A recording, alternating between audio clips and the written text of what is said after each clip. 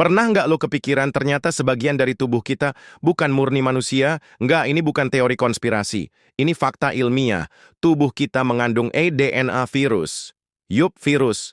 Makhluk kecil yang sering dianggap musuh ternyata udah jadi bagian dari kita secara permanen. Gimana bisa? Kenapa itu terjadi? Dan apa artinya buat kita?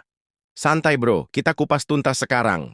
Sebelum melanjutkan, kalian like, komen, subscribe terlebih dahulu, agar channel ini terus memberikan fakta menarik buat kalian.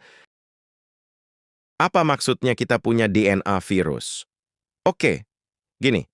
Saat para ilmuwan memetakan genom manusia, alias seluruh kode genetik kita, mereka nemuin sesuatu yang mengejutkan. Sekitar 8% dari DNA kita itu berasal dari virus purba. Virus-virus ini disebut retrovirus endogen. Mereka bukan virus flu biasa, tapi jenis virus yang bisa menyisipkan kode genetiknya ke dalam DNA sel inang. Dan kalau itu terjadi di sel sperma atau sel telur, maka boom! Keturunan berikutnya akan mewarisi DNA virus itu. Dari generasi ke generasi, selama ribuan bahkan jutaan tahun, apa itu retrovirus endogen? Retrovirus endogen itu kayak jejak digital dari virus yang udah nggak aktif. Virus jenis ini bawa materi genetik berbentuk RNA, lalu masuk ke dalam sel dan diubah jadi DNA. Setelah itu, dia menempel ke dalam DNA kita.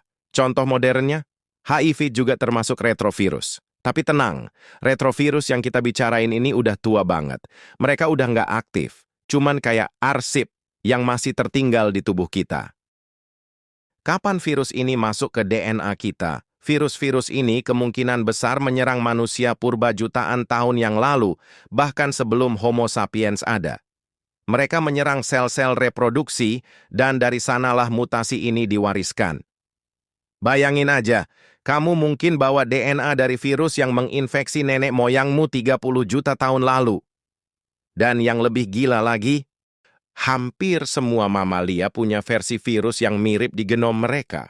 Berarti, ini bukan cuma masalah manusia, tapi bagian dari evolusi spesies. Apakah DNA virus ini berbahaya? Mayoritas sudah nggak aktif. Mereka kayak file rusak di komputer yang nggak bisa dijalankan.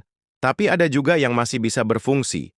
Dan itu jadi perhatian ilmuwan, beberapa peneliti bahkan menduga beberapa penyakit autoimun atau kanker bisa muncul dari bagian DNA virus ini yang terbangun lagi.